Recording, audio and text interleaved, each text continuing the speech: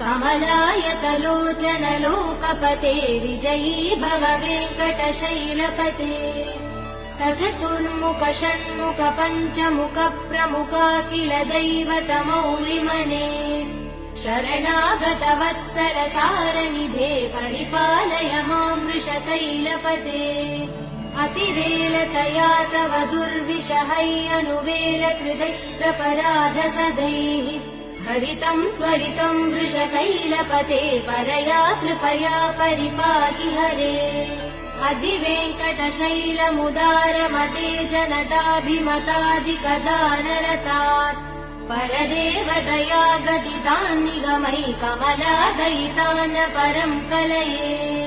कलवेणुरवा वसगोपवधू शतकोटिवृतात् स्मरकोटिसमात् प्रतिवल्लविकाभिमदात् सुखदात् Vasudeva